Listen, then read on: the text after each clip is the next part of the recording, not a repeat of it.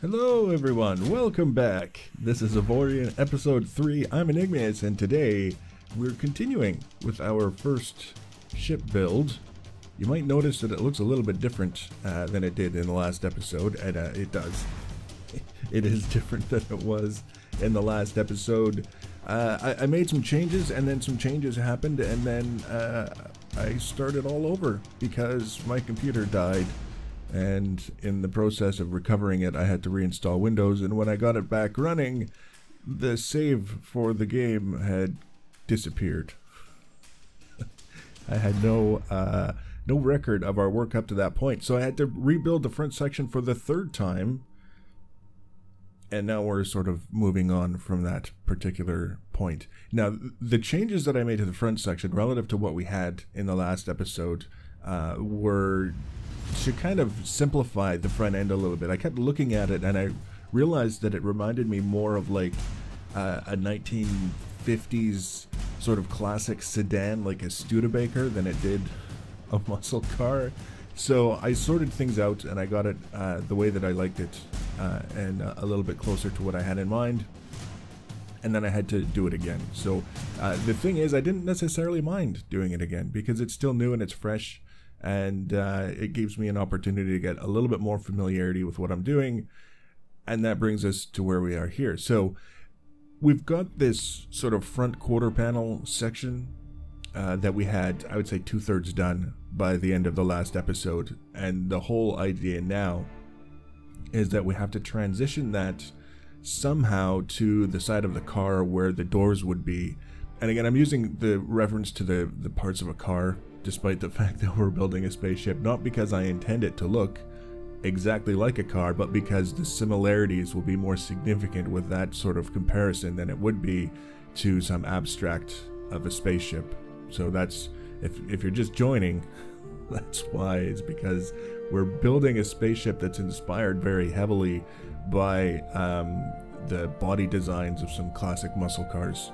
No specific cars that we're trying to duplicate, but a little bit of everything from a little bit of everything, I guess you could say, is one way of looking at it, with the added little bit of freedom that comes from knowing that it's a spaceship. So we can take certain liberties and not have to feel like we're drifting too far away from some sort of design goal that was created by someone else when they made the car we were trying to copy. So you get the idea.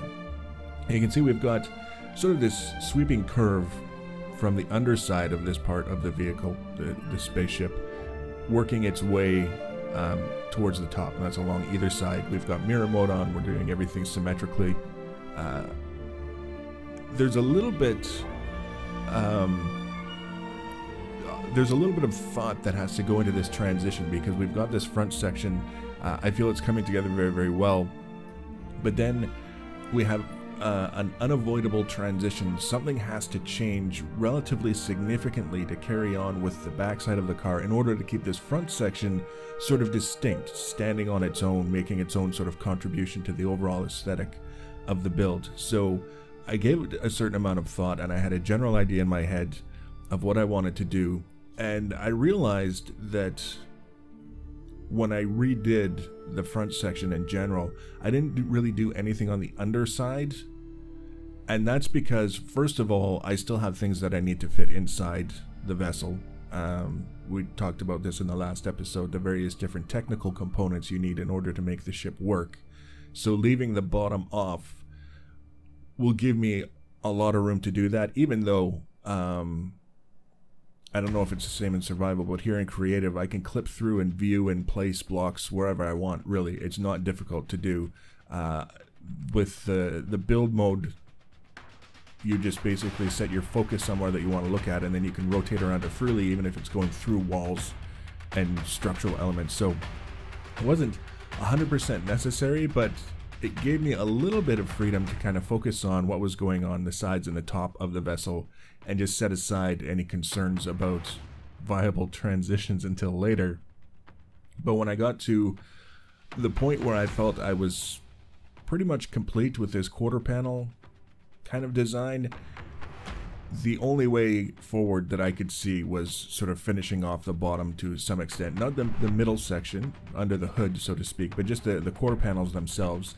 Give the underside that sort of finished structural element, and then I'll still have easy access to it without having to necessarily clip through things. I'll be able to see what's going on and get a better view from a wider perspective than I would if I was inside this tiny little enclosed space that I had made. So you can see we're just kind of working our way through, giving a lot of attention to the curves and how things transition from one direction to another.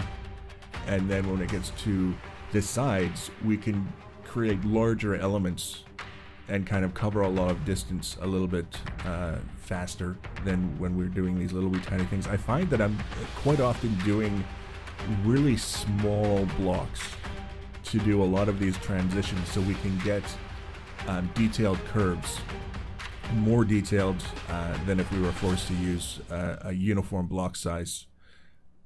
It's actually really fun now that I'm starting to get the hang of it. It still takes a little while. Some shapes don't necessarily always jump out as the appropriate way to do what I'm trying to do, but a little bit of just kind of thought. I find it's easy in something like this to just start throwing things together and not really thinking about what's going where and why, and that is something that I'm guilty of quite frequently. And the downside to that is that the learning opportunity is kind of lost, because you come back to it a day later and you don't even really remember what you did. So spending a little more time kind of looking at things that don't work the way I would expect them to the first time around, and trying to come to a reasonable understanding of what exactly is going on, is, I think, a great way to make the connection and make the understanding, so that less time it's not as confusing. You're not doing it again for the first time, even though it's your fourth time, so to speak.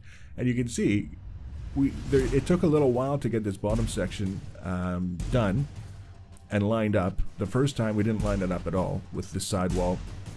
The second time we lined it up, but I wasn't really happy that that was the direction that I wanted to take it, so I removed it, and now I think we get it on the third try.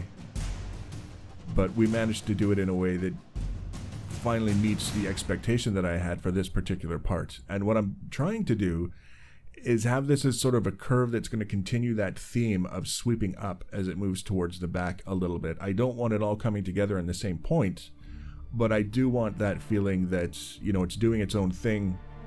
It's going to move in a certain direction and it's going to stand on its own. And then everything that comes behind that, we can transition from whatever this front quarter panel ends up being, but then we can have our own distinct stuff going on behind that as well, because the way that everything is designed, we have that little bit of leeway. If I were to try and do this as all one flowing side from the front of the ship to the very back, it gets a little bit more difficult to incorporate any kind of meaningful detail. It's fine if I was doing an actual deliberate spaceship design, because you can do like a unibody sort of design for the center part of the ship, where it looks like it's all one piece, and you can have various different curves and details and things that are happening, but by and large, when you look at it, you see one piece, and then you can add things onto that and not have to explain them, because it's space. You can stick anything on anything and call it a spaceship for all intents and purposes, and who's going to tell you that you're wrong? Certainly not someone who has built the only viable spaceship in the universe. It's just the way it works.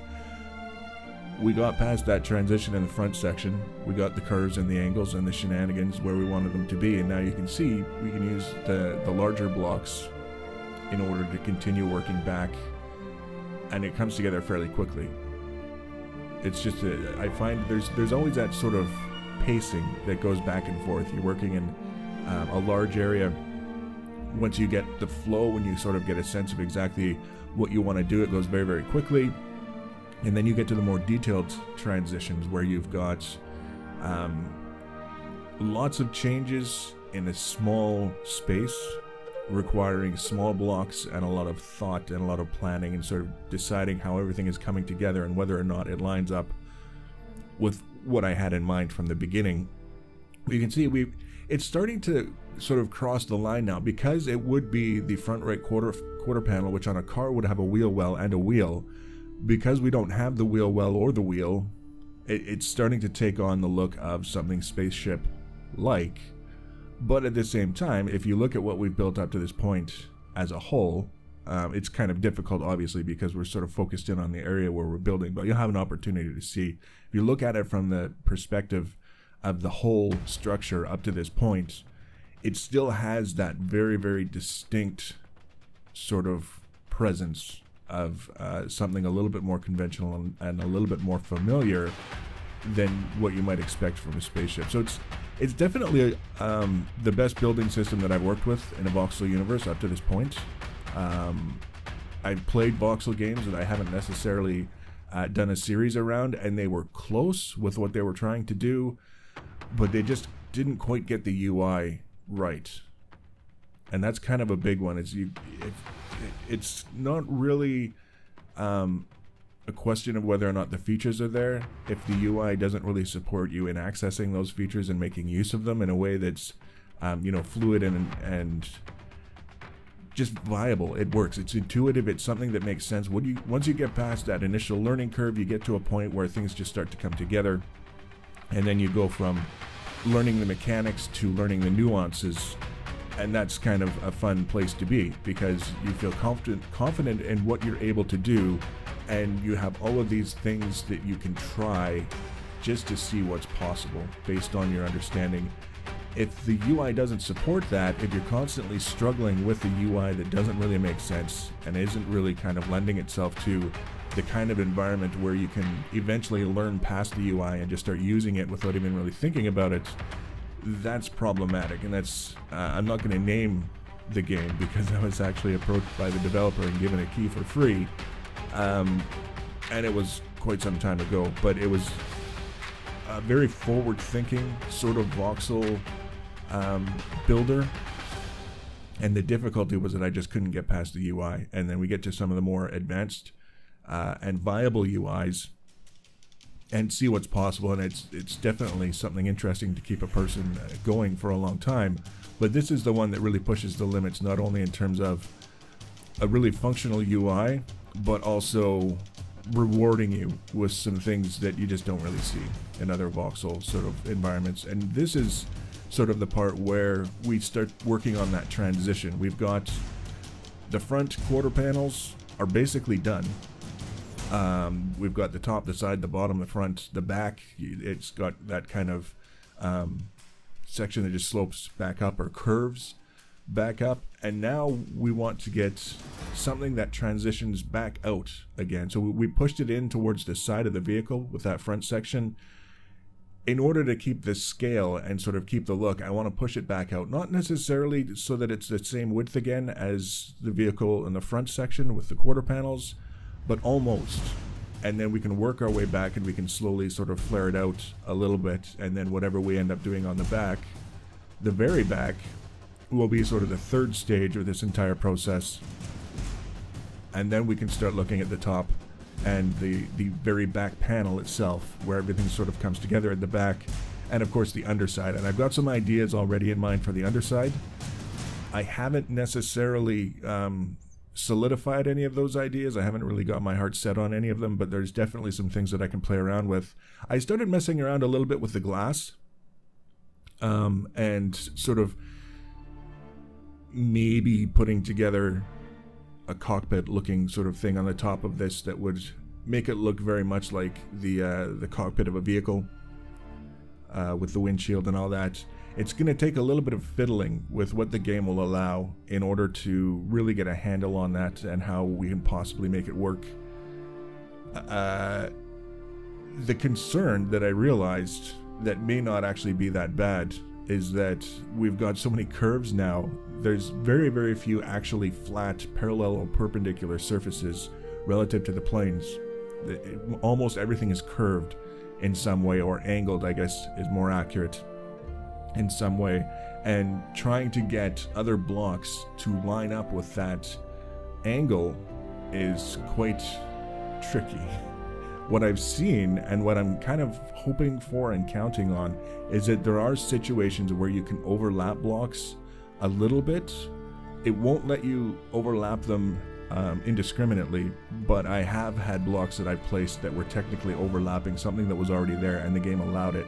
And if that's the case, then we might just be able to assemble that sort of top section a little bit apart from the ship, just get it right the way that we want, and then sort of lower it into place so that it sort of overlaps a little bit where it needs to in order to sit flush around all of the different angles and curves. That would be the ideal if we can make that happen. Otherwise it could be a little bit tricky. I think the only really flat surface on this ship so far is the top of the large cube that's placed for you when you start building a new ship. That might be the only flat surface that we have, so I'll have to be a little bit cautious about how that happens. Worst case scenario, I can put this ridiculously tiny little cockpit contraption on top of that cube and just call it a day. And the excuse that I'll use, of course, is that it's a spaceship. It doesn't have to have a properly scaled cockpit, but you never know. We'll see how it goes. I don't want to get too far ahead of myself, because that's how I get myself into trouble, making promises that I can't keep. So this transition here that we've been working on, you see we're in that stage where it's a lot of little blocks that we're placing and trying to get everything to fit and produce the angles that we want. The difficulty is that we've got this front quarter panel that I think has some really nice lines on it. If we're not careful with this transition here, we could end up just in a situation where it's going to have to be pulled apart and rebuilt. And it's not the kind of thing where it will ever be rebuilt quickly, I think, because of the nature of it. It's basically got to flare out and then come back around and produce the setup for the rest of the back section of the ship.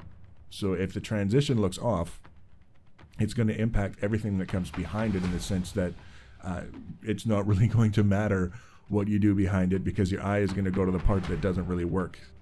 And that about brings us to the end of this episode. The next episode, assuming there are no more catastrophes, we'll be continuing on here. I kind of want to just continue working down the sides right now, and then we'll give the attention to the central area on the top, and then the very back of the vessel once the sides are done. And then the last thing to do will be to stuff in all the equipment, give a little bit of thought to what we're going to do by the way of armor, and then close it in and make sure that everything is in there that we need, and we should be able to test it. So we don't have a huge amount left to do, but we'll pick it up in the next episode. So if you want to be notified about that, the easiest way to do that is to subscribe to my channel or follow me on social media. Links for social media are always in the information section below the video. Feel free to leave your comments and feedback. Thanks for watching, guys, and take care.